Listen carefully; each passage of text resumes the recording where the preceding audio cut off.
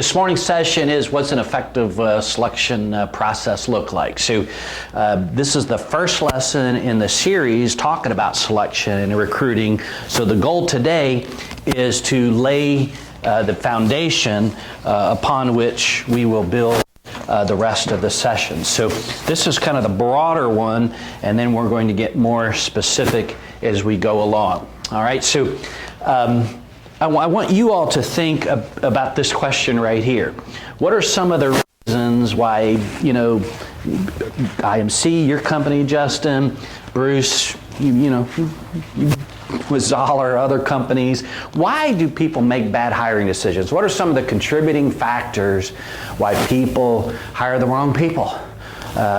Maybe it's a good person but not a good fit, or just how in the world, you're scratching your head, so how did that person get through the filtering process? So just think about that and just throw some things up here, and I'll just write them down as you guys have some thoughts about it. Well, they get in a hurry because they have a need, not delegating something, and in that hurriness creates the impetus to hire someone that's qualified. Okay. And great. Get it done quick. Right. All right. Other thoughts? So they hired too quick, too fast. Haven't clearly identified who it is. Okay.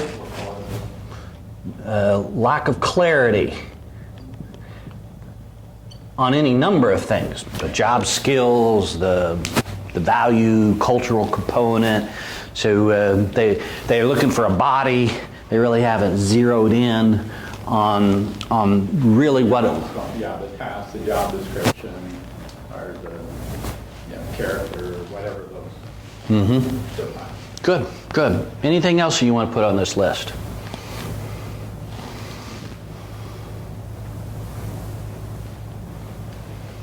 I mean, sometimes it could be peer pressure. If you have a friend or somebody that's Okay.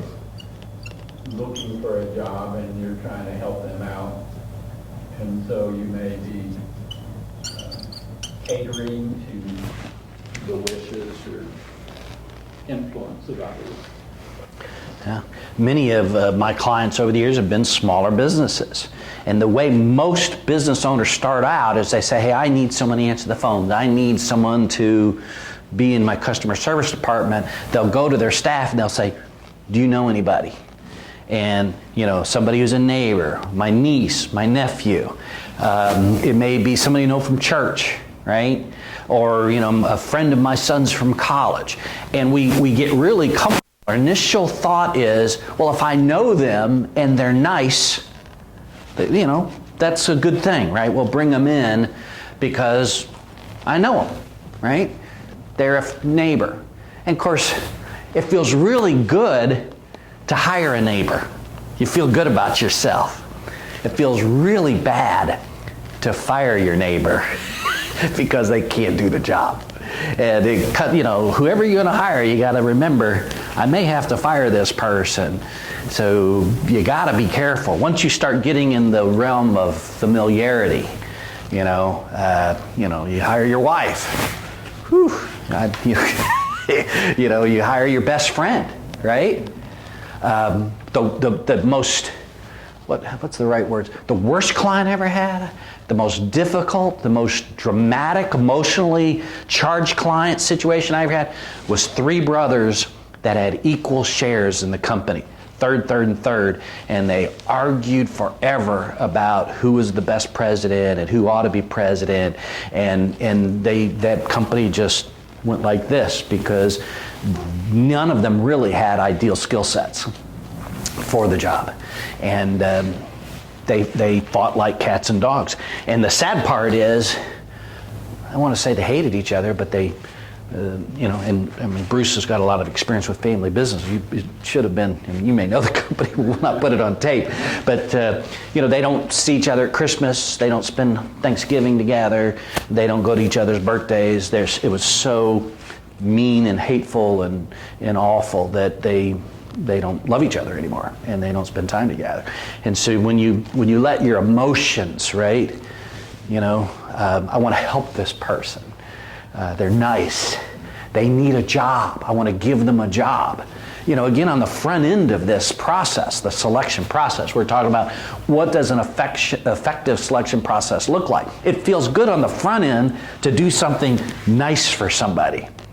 But if you don't do your job well, there's something on the back end that you got to do called termination or discipline.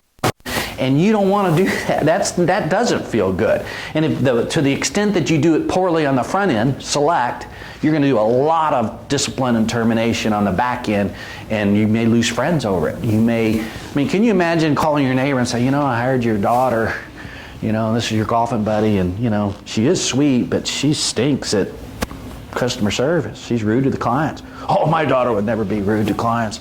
You're being unreasonable, and happens all the time. So anything else you want to add? And this, both of you guys are in family businesses, but would just be family, or putting family either that's within a company in promoted positions. You have to be so careful, because again, we have this vision, right, of I want this person one day, my son, my daughter, my nephew, my niece, to be the leader one day. And I'm excited about that. That's really awesome. But are they qualified? Are they qualified? Are they following the right path so that people will respect them when they get there, right? And we really have to be careful for appearances, so that remember we talked about earning it, right? We want to make sure we earn it rather than short circuit the process. And that's kind of what you were talking about here, is a lot of companies will have a process. It's in the handbook. The HR department has the process of how people are hired. They just didn't follow it in that. When you short circuit a solid interview process, bad things happen. Probably another thing up there could be that you delegated the decision to someone inexperienced. Okay. Who's not ready to do the proper evaluation. Yeah, to unskilled hiring person. There is I can see unskilled people or less skilled people being involved in the front end filtering candidates, right? Kind of taking objective criteria, taking 100 resumes, 50 resumes and culling it down. But you really, when you make that decision out of 3 to 5 finalists, you want that decision to be made by the most competent person or group of persons possible. And you're right, a lot of owners are disengaged from the hiring process, and they'll fuss about it again after it's done, but they don't want to be involved up front. And I'll tell you, hiring is hard. One of the reasons it's hard is because there's a science, there's a skill to it, but there's still, I do this for a living, and my ratio is 7 out of 10, right, are good. 30% failure rate in 6 months. Now, for a baseball player, it's not bad. If I was batting 700, that's not a bad average. But still, that's 3 out of every 10 hires you got to replace. And you're having those disciplined conversations, you have to rehire, and I think I'm better than average, right? So somebody who hasn't been trained, it's probably close less. I'd say for less than 50-50. Well, the small business owner, most of the time is unskilled themselves. And yet, the smaller the business, the more critical it is. Because you don't have turnover in those critical positions. If you lose one person in a company of 100, you lose one person in a company of 10 or 15, or you make one really horrible hire who's disruptive and, not a team player, that's a noticeable issue. So the smaller the company, the more critical that somebody kind of leads the charge. Hey, let's do this right. And that's the goal today, is to really talk about in a structured way what a really good process, the components, what they should be. Okay, so let's kind of dive in there. So I put 4 components here, and you can split these up a number of different ways, but these are the 4 I'm going to use. All right. So the first one is just job requirements. Whatever the job requires, you need to be objective, get the people together and say, okay, what are we looking for? You mentioned that a minute ago, that do we really know what certifications? Do we really need a degree? Do we don't need a degree? But make that decision ahead of time, whether it's preferred or required, right? What kind of experience? Are we willing to take somebody and train them? Or are you just kidding yourself that you stink at training, you don't have time for training, and you need somebody who's got at least a year, 2 or 3 in that field so they can kind of come in and figure it out on their own? You know, part of this is honesty, where it's like, I'm not a good trainer. We don't have really anybody to train them. So I need somebody with experience. Or, you know, Justin is awesome at training people in that role, so we can take somebody who's got the right character and the right attributes, and we can give them to Justin. Justin will train them up, right? So part of that is self-knowledge, self-awareness of who we are as an organization. I have a client recently, and he wants to hire a controller, and you can hire controllers for $50,000. You can hire controllers for $120,000. He wants a CPA who's a controller. And so is it absolutely necessary for everyone to be a CPA to be a good controller? No, but that's what he wants. So, you know, we're not going to waste our time searching for a lot of folks that aren't CPAs. That's his right to make that decision. That's the skill set that he wants. That makes it easier for us to search for him if he knows what he wants. But when we set these things out, it's very important that we get clear on whether it is a negotiable or a non-negotiable. Because what happens, and we'll just kind of deal with each of these as we go along, is we meet somebody that we like. Oh, that guy's a great interview. Oh, she's got a wonderful personality. She'll fit in here. I remember going to school with her sister. Oh, their family's awesome.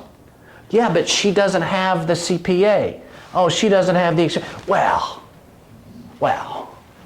she'll be a wonderful fit for our team. So we end up bending our rules because we like the person. All right? One of the things I'm gonna stress here, and the overarching goal, and you see the title of the article, is objectivity is your key to hiring success, is beginning this entire process with the self-knowledge that you are biased. Just because you're a human being with emotions, that you're going to like a candidate more than other candidates. And that's just the way it is. And it may be somebody that you know. It may be somebody that you know, someone who knows them, and so you're going to just automatically be more favorable to them, and that fact has nothing to do with whether they're qualified or not. And yet in our head, we automatically attribute to them certain levels of qualification because we like them. We have an emotional, positive reaction to them, and we make them qualified because we like them. And owners do this all the time. And many, many times we dig ourselves the biggest holes because we hire people we like and we end up having to fire people that we started liking, and now we don't and we regret it. So whatever criteria in terms of the job requirements, right, we need to stick with. And we'll deal with other things as we go along. But very important. Think about... there's a school district right now, and the buzz is, and I don't know any, but the buzz is this person with this really important role got the job because she's the friend of the superintendent's wife. So now everybody that works for this lady is like, is this person credible? Does this person deserve my respect? How did she get the job? And so they're looking at her degree and certifications and all that much more critically. So you have to be careful if you are a friend or some, a relational, familial, connection to a person within the company, because that raises the standard automatically. I'm not saying it's wrong to hire friends or family. I'm saying that you really need to be careful and make sure they meet the qualifications just like everybody else. And if you say, listen, she has the degree. Yeah, it's my wife's friend. I'm gonna tell you that up front. It's my wife has known this lady since college. But she has the degree. She's been in this role for 5 years. That's a role similar to what we need here. She has the experience. So yes, she's the most qualified person for the job. It's like, okay, we'll give her the benefit of the doubt. But if it's like, well, she really wanted the job and I think she'll be great. I mean, we're just pulling that out of our ear, right? And that's not what good hiring decisions are. They're not. The opposite of objective is subjective. Do not make subjective hiring decisions. It's part of it, but we have to fight to be objective. So think about the job requirements, write them down. The people that are involved in that decision, get everybody kind of to sign off. Yes, this is what we agree are non-negotiables, right? The non-negotiables are non-negotiables, right? If it's a negotiable, meaning preferred, strongly preferred, that's one thing, right? I get that we give and take. There's a candidate, for instance, right now, one of my clients, we'll go back to the controller client, the one that wants to hire the controller. It's for a small construction company. You know, 10 million is not bad, but it's not that big, but they want the CPA. Well, there's a candidate with like 6-8 years experience as a controller with a construction company. But she doesn't have a CPA. She has a bachelor's in accounting and an MBA. Might they want to fudge on the CPA requirement because she has the experience? They might. Will they? I don't know. It's not my call to make. But I get that we want to give and take. I get that, right? But we've got to be honest about it and make sure it's not because, well, I just like them. They're nice people, whatever. All right, so let's go on to this next process, or the next part, the interview process.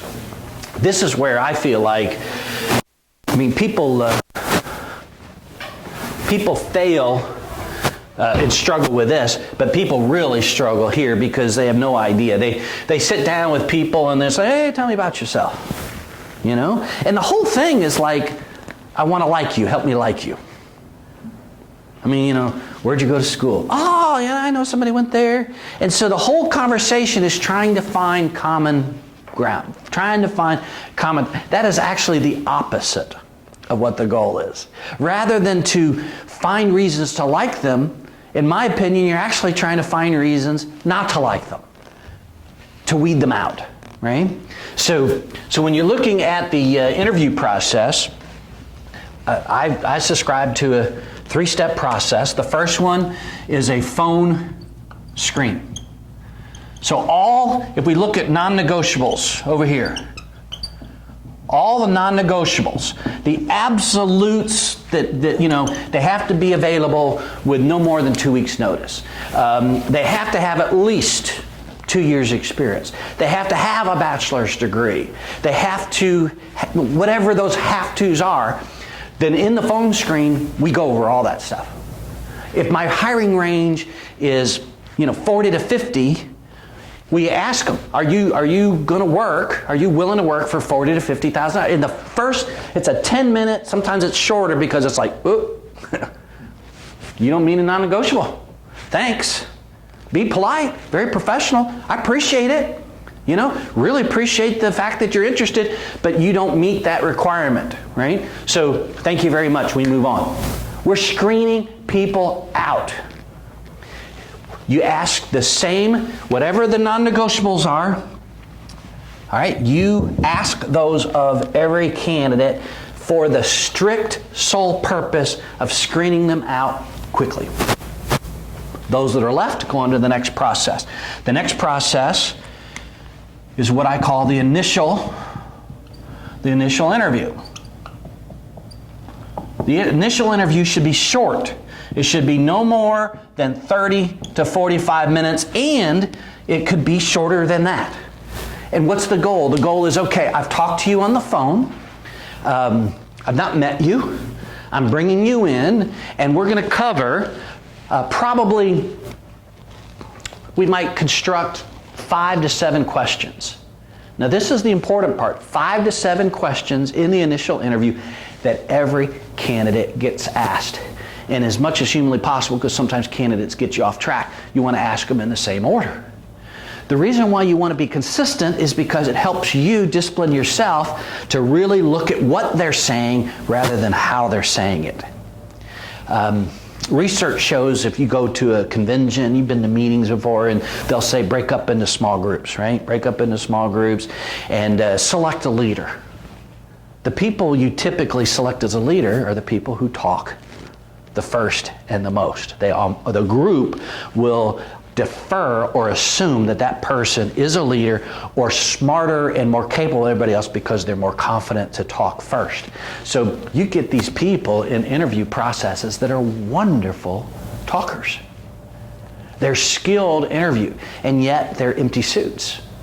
Once you start peeling back the layers, there's nothing there. But if you don't know how to peel back the layers, you get stung because you hire people, man, this guy looks like a salesperson. This guy talks like a salesperson. And then you hire them and you realize they can't close a door, right?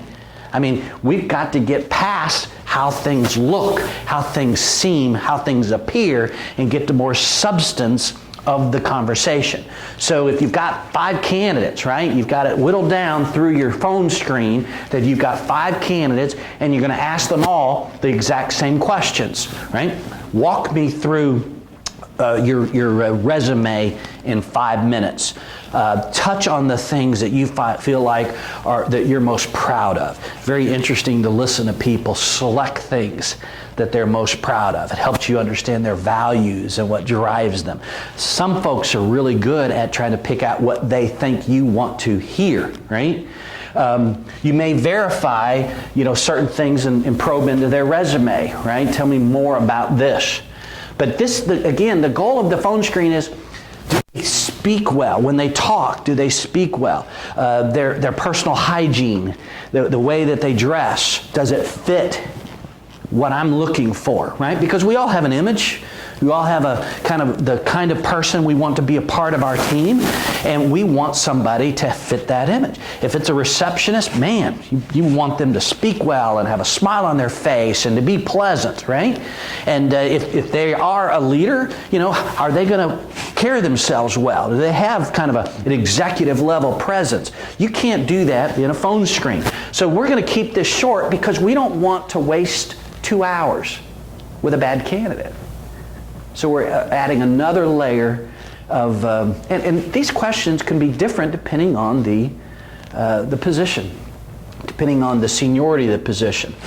The critical parts here is you got the non-negotiables that screen people out. You have your 3 to 5 questions that everybody gets asked consistently. You're writing notes, and you might have an assistant there that's helping you keep track. I'd be very leery of having more than 2 people in the initial interview simply because you get a different reaction. People get nervous. I've had people 3, 4, 5, 6, 7 people with one person interviewing. That's just, you're not getting accurate data. The goal in the interview process, so most of my first-hand experience was with Auto Trader magazine, and we were growing 20% a year, so we're hiring constantly. My last assignment had 52 employees, 26 of them were salespeople. So you can imagine how the bottom was churning. We're always looking for good salespeople. So when I would do interviews, because a big part of my role as GM was looking for talent, so I've always had that bias of looking for the best people. I'd have my staff, they'd go out and they'd get a variety of sodas, they'd get, Coke and Diet Coke and maybe a Sprite, or, we'd get every kind of soda you can imagine because we wanted the candidate to have their favorite soft drink available. We'd have fresh coffee, and it would all be right there in the interview room, all right? And we wanted the candidate to feel comfortable. I'm not sitting behind my desk. You do not sit behind your desk when you interview. Psychologically, the desk is a barrier, right? You're taking a position of authority, they're taking a subordinate position. You come out from behind your desk, you find a side table or an interview room where you're both sitting together, right? Because you're on equal ground. You want to disarm the candidate as much as humanly possible. Why? Well, it builds transparency, truthfulness, openness. You- Here. And you're more likely to get the truth. You know, well, they might say, well, you know, I wouldn't tell everybody this, but I mean, if you're good at interviewing, you're not like, tell me, you know, it's not an interrogation. You get some people like, you know, sell me that. It's like, it's just so weird. You know, you're not there to put people off. You're there to get people to relax. Talk to me about, you know, give me a little background, and you know, we've got 30 minutes, so you're time constraining it, but you want the person to be comfortable. You want them to trust you because you want them to be open. And the best interviewers, again, are not. It's so funny, and it sounds so cynical, at least skeptical. I'm not interested always in what people say, but how they say it. I'm interested in their behavior. All right, a good tip. So let's just say you've got a good candidate, and you're trying to discern, you know, from a group of 2-3 dozen candidates who are the best fits. So you say, we're going to do a phone screen. Got a very packed day. If you'll call me tomorrow at 1 p.m. I've got a window of about 15 minutes from 1 to 1:15. If you'll call me tomorrow at 1 p.m., we can have our phone interview. What are you looking for from a good candidate? Prompt. Bam, 1 p.m. You don't call them. You want their behavior to drive the process. You're interested because you're inviting them into this process. But you're telling them, I have a tight window. If you'll call me at 1 p.m., we can have our phone interview. And if it's not 1 p.m., you don't take the call. But at 1 p.m., you're like, okay, that person has passed test number 1, right? So it's very important that you put it on them. What about somebody you're doing a face-to-face? If somebody's doing a face-to-face with you, what time do they get to your office? Probably 10, 15 minutes before the interview starts. And the world is changing so much in terms of casual attire, but you know, they look professional. Whatever that looks like in that role, they're clean, right? They've got their best foot forward, they look sharp. Whatever sharp is, right? They're putting their best foot forward. And you're looking for somebody who's acting like they want the job. Right? So many times we as employers are engaging in a pursuit of a candidate. We want them to pursue us as much or more as we're pursuing them. If it's 80%, 90% us, the leverage is all wrong when they start. They feel a sense of entitlement. They feel like, wow, you know, I was high demand, and they think they can use that. Many times they will try to use that leverage that they perceive. It's very important that you set the whole thing up as, yes, I'm interested, but you've got to show me that you're interested as well. And a person might be extremely qualified, but if they're not pursuing you, that says something. If it's a one-side, you know, think about a dating relationship, right? If you're doing all the pursuing, and it takes you 6 or 8 calls to get the girl to answer the phone, is that the basis for a future relationship? You know, you want her to return your call pretty quick, right? You want her to respond in kind, right? That shows that there's some equilibrium there, and so a mutual interest, a mutual. So be careful that it's not out of bounds.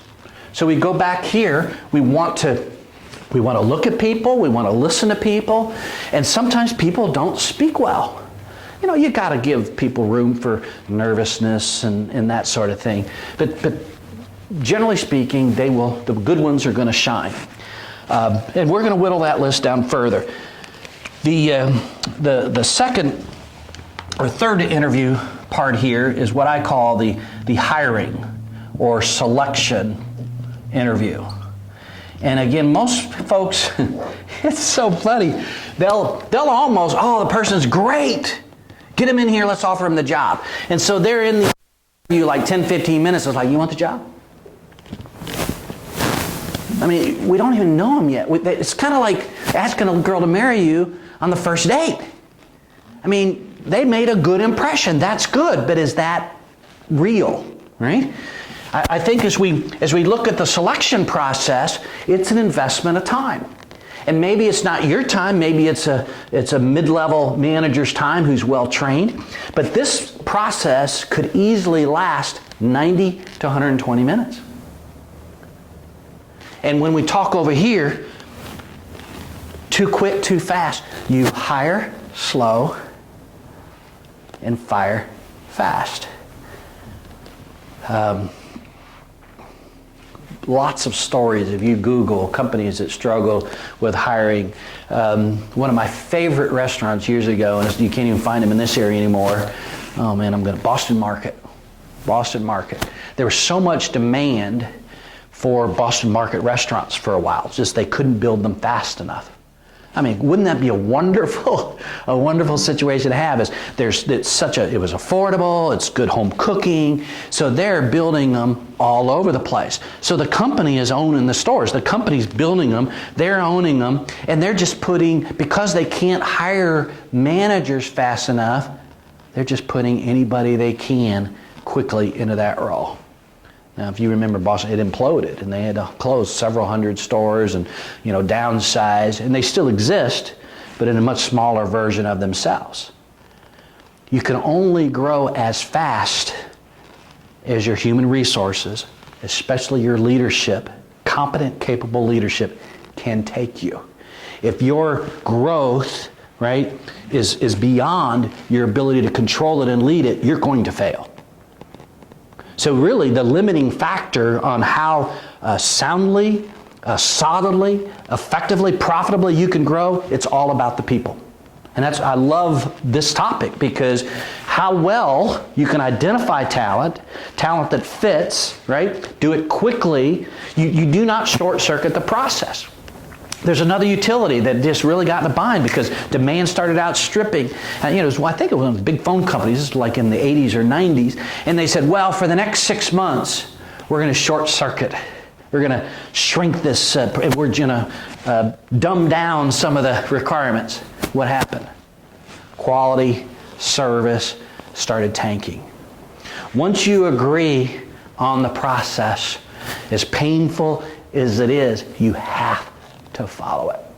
And this investment of, at the short end 60, but many times it's a 90 to 120 minute conversation because it's like, I really want to know you. And got some awesome training years ago. And one of the most important questions, and yet one of the most telling questions is, I want to know your life story. There's no time limit.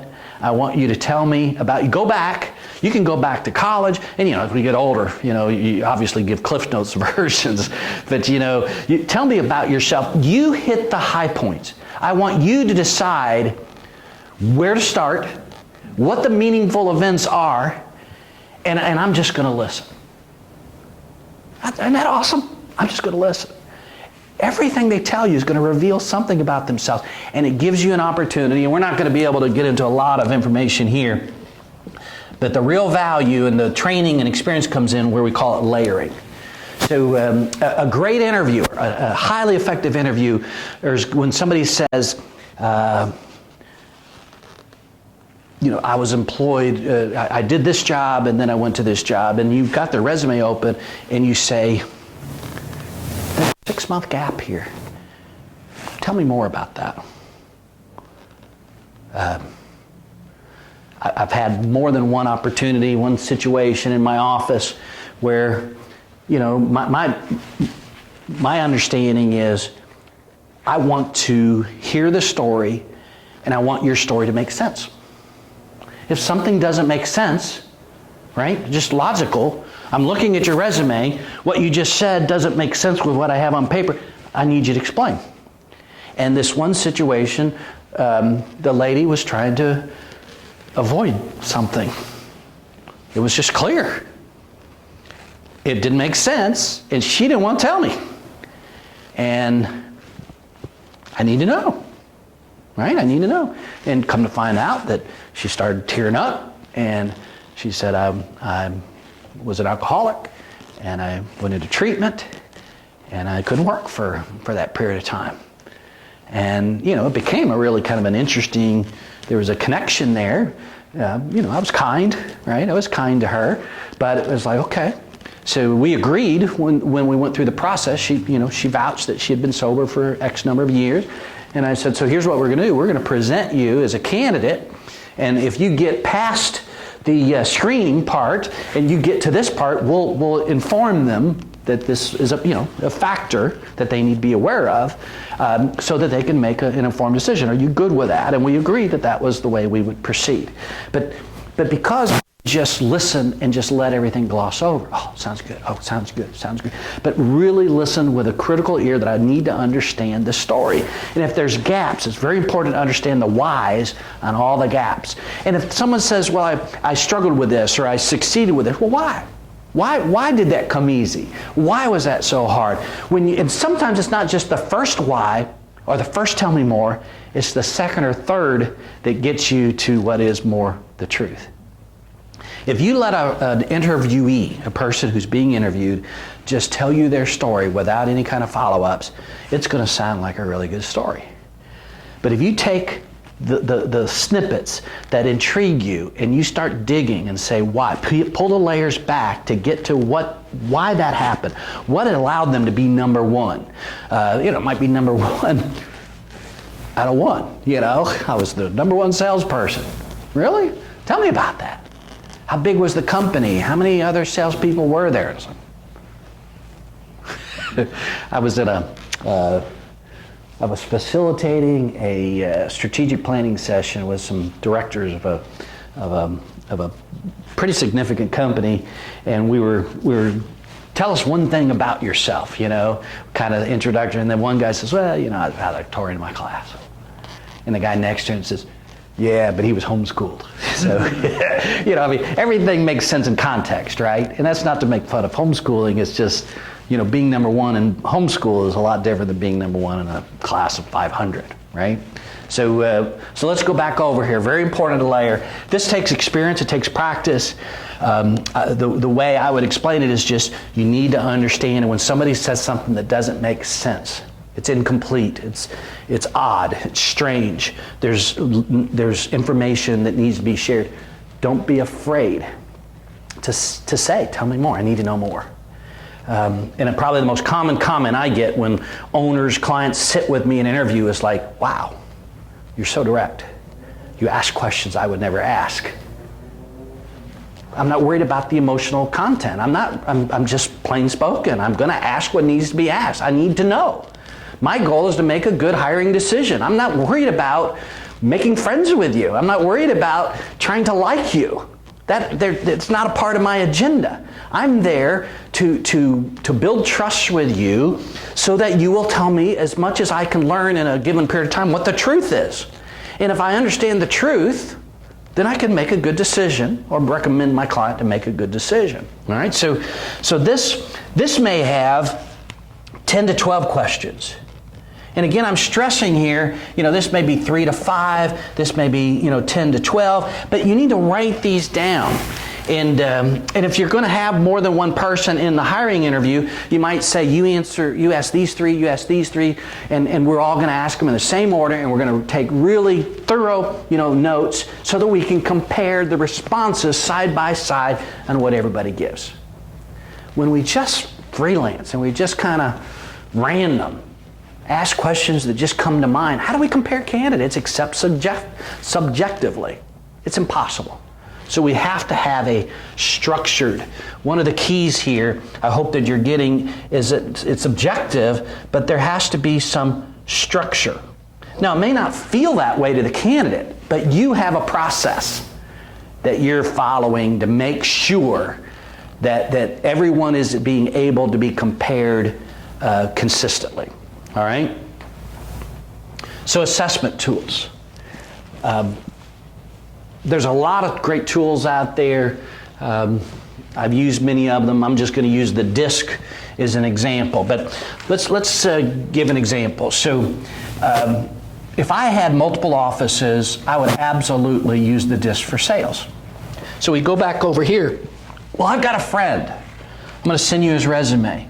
Happened to me yesterday. I'm going to use this as an example. Good friend. I've known him 15 years. It's Michael. I met this guy, awesome guy. I'm not ready to hire now, but I'd like to open Lexington up as a territory. The business in Louisville's probably been here 25, 30 years. But I think this guy might be my guy for Lexington. He lives in Lexington. I'm going to send you his resume. I want you to assess him with the disc, and then let's talk. So I do that, and his assessment turns out like this.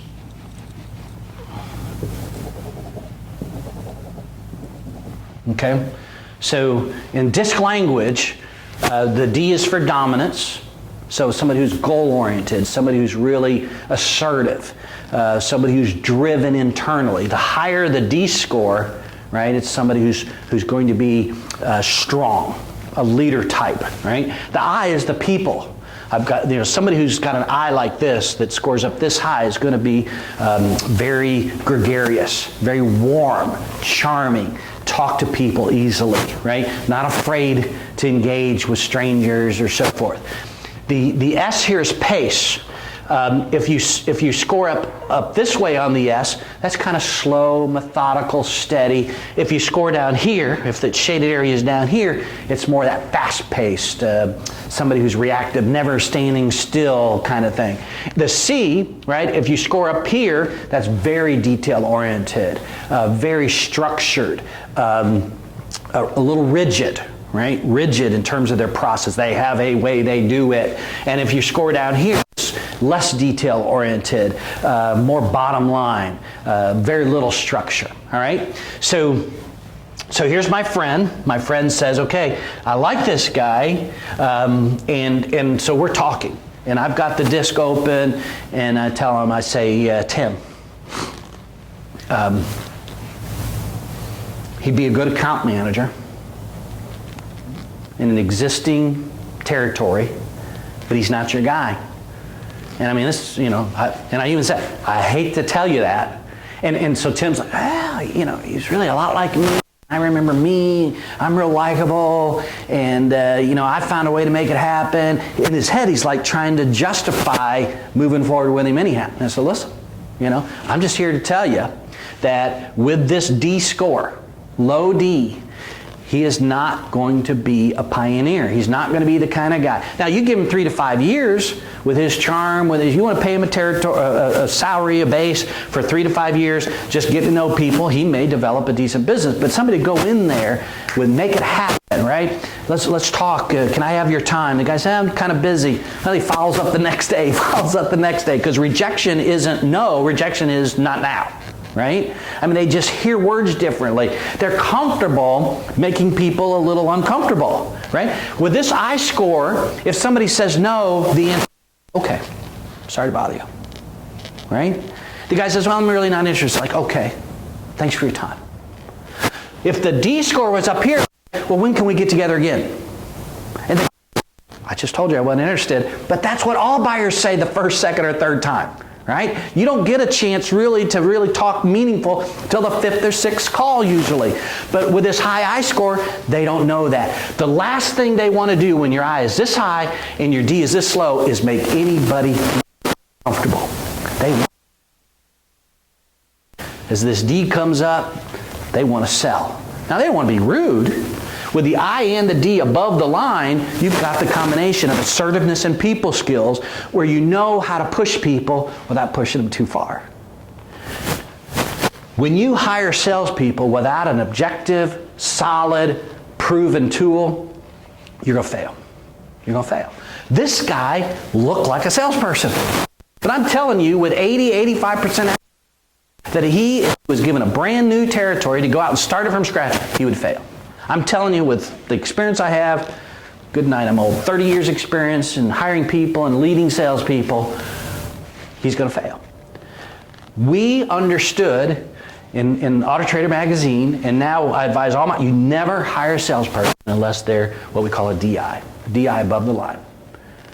They have to have temperament. There's an article back in the 70s from Harvard Business Review, and they examined every factor you can imagine. What makes a person successful? right?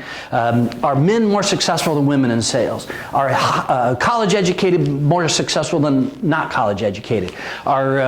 If you take somebody with experience in that industry, are they more successful than people not in that industry? It was 24 factors like that. One factor was predictable. One factor was reliable as a predictor for sales success. Temperament. Temperament. And it's temperament. And if you're not checking the fit for their temperament for the job, you're just rolling the dice.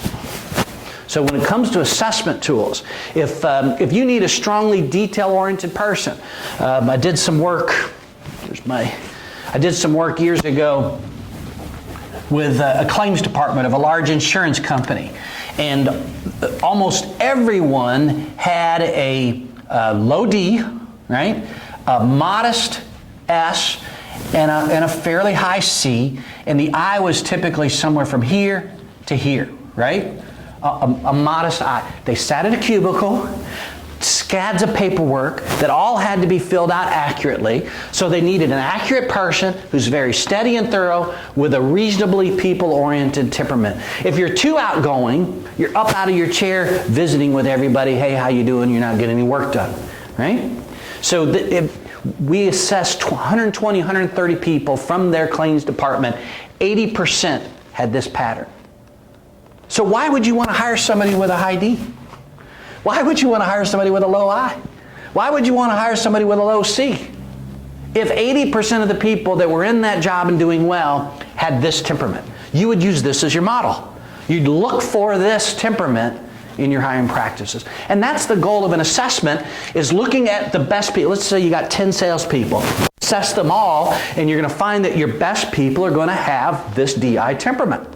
And you're going to say, okay, from now on, we're going to require that they have a DI temperament. We just are. That's going to become a non-negotiable. But I like them. They're great. They're nice. Boy, they're such great. I don't care.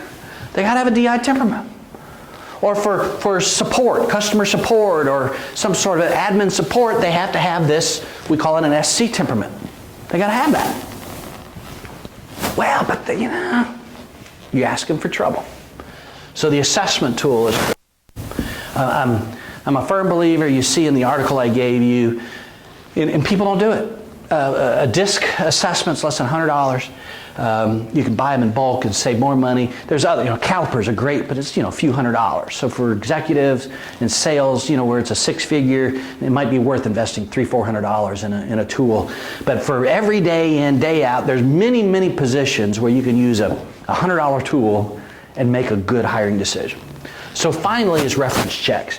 Big companies have ruined them because what you're told is don't give them any information because they'll say, well, that's really become a fallacy. I had a success that the people they worked for did not want to help. Now it was offline. You didn't call through HR. You never call HR. HR doesn't tell you anything. So here's what I do. If I've got a candidate, so we go back over here, they're finalists, we've got two candidates, they meet the assessment requirements, now we're doing reference checks, I say I have to have at least 3 boss references. Just at least 3. And sometimes they'll still say, well, I can give you HR, but the company policy was, they won't give references. So I'll say, I want you to understand that this is a requirement, not a suggestion. So if you want to be considered for this position, you're going to get me 3 cell phone numbers of people you've worked for that want to talk to me about your performance. If you can't do that, I'm sorry, I can't pass you through. 90% of the time, it happens. I mean, think about the people you work with. If somebody you like that really gave you money and was a great teammate, you can have a company policy, right? But are you going to want to help somebody that helped you as a good employee? So you take the call.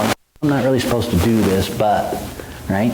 And many times, you realize that they're trying to help the person, but you can drill down on some solid information to find out that they may not be qualified. And again, that takes some extra training as well. But Noel and I were working on a candidate recently. The guy's 40, 42 years old and could only provide one boss reference. Now, I knew another boss, but I don't want you to call that guy. Well, I don't want to call that guy because they had a disagreement. And he had a history of disagreements because his profile, we did the disc, is extremely rigid and opinionated. When your D is high and your C is high, you're rigid and opinionated, and it can be very difficult to get along with. Many entrepreneurs are, your dad's DC. You know, and he's one of the better ones. I'd say that, Dave, in case you're listening, you know. But it's not an uncommon pattern to be an entrepreneur. But if you're a subordinate, sometimes there's a rigidity. And if you're not informed with, you know, high character, socialization, good people skills, sometimes they're very, very difficult people to get along with. But it's absolutely critical that you get objective references. And again, the same thing. Ask them. You know, we write out questions. Here's the questions we want to know, and we ask them, and we listen for the answers, and then we probe. Well, tell me more about that. Because, you know, and one time I remember this. It was a female, and she was a little early in the curve, but we liked her. And the way I fashioned it with the reference, I said, "Listen, I could understand why you'd want to go to bat for this lady. I get it, but I want to caution you." If she cannot do this, and I outlined what the requirement was, I went back over here. If she can't do that now, and you know she can't, she's going to fail miserably in 30 days. So I'm going to ask you again. Can she do this? Has she done it? Well, she hasn't. She's seen it done. Right? Because you frame it in a way that he's not helping her now. If he puts her and recommends her in a job she can't do, he's not really helping her. So by getting the people who know the person's skill set, work closely with them, it gives you more objective information. This is information you wouldn't know unless you ask it. And if you're not requiring references, you're missing out. If you're not requiring assessments, you're missing out. Every one of these steps gives you more objectivity, and it fights against your subjectivity. And to the extent you do each of these well, your retention rate is going to go up dramatically. And their productivity is going to go up because now you're hiring better people that are better fits for the job, that can do well, perform well, because you're hiring for fit. You're really following your process, and you're getting good folks. All right? So we're going to call that the end of the kind of presentation. Do you have any questions? Any questions you want to know more about?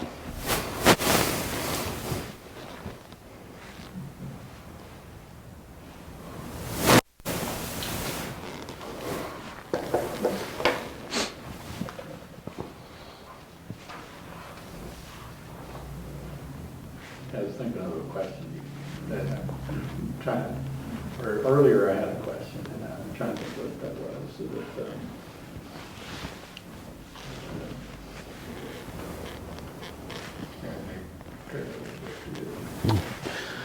Well, just part of one of the services I provide is helping people put together kind of a book, if you would. Here's how we interview. Here's the steps of our interview process. And we can, adjust it for different positions. We can factor in assessments that work, because there's other assessments that you can use.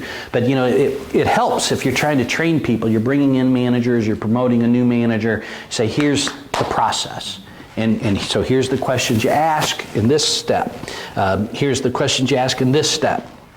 And if you have a procedure manual, if you would, it could really help people do better, right? Yeah, the profiling, I think, is the question that I would. And I get it when you're profile and you've got lots of people, but small and you're just started and you really don't know what profiles to fit, and I get the fact that there's some profiles that are generic enough, like for sale, and that, but when you're drilling down in, especially small companies, say under 10, because I deal with a lot of those companies, and the profiles become much more flexible, I think, or I'm suspecting, because the jobs and responsibilities are so much more varied. You're not hiring for a pigeonhole job that's very defined. You're hiring for more of a general. Somebody who's jack of all trades kind of a person. Someone that can pitch in. Now, I would say that you would weight the job responsibilities. You'd weight them in terms of importance to the company. So if you look at the person, you say, if we bring them in here, and they're like an assistant, like Noelle. Noelle, interesting, has a DI pattern.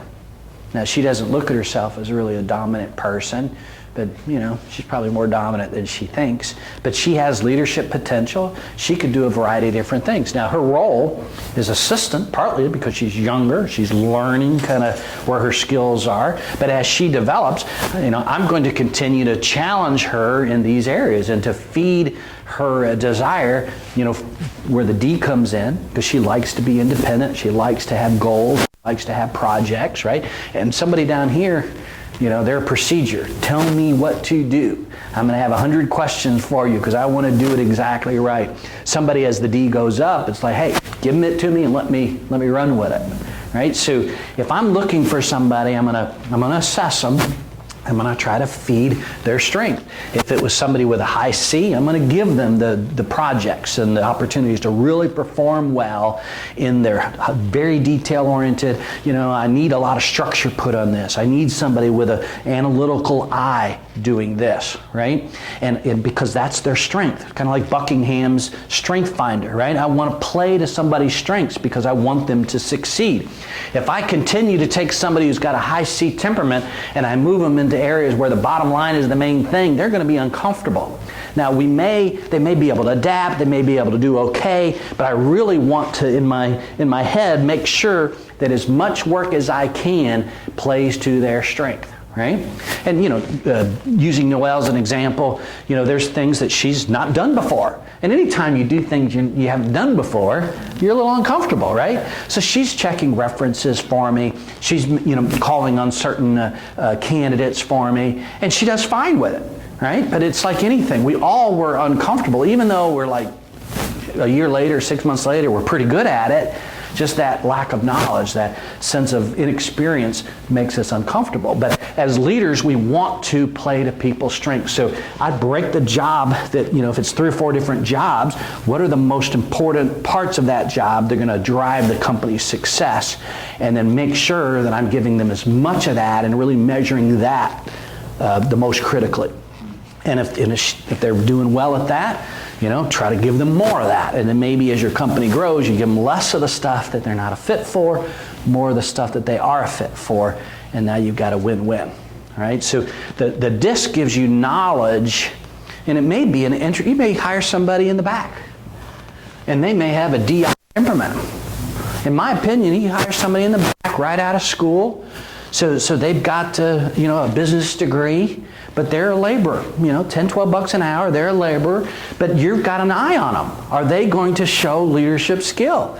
If they're on time, if they tell the truth, they do good work at their laborer job, might give them a chance. On this project, be the team lead. See how they do. What are their interpersonal skills with other employees, right? And keep your eye that they have a pattern for sales. They have a pattern for leadership.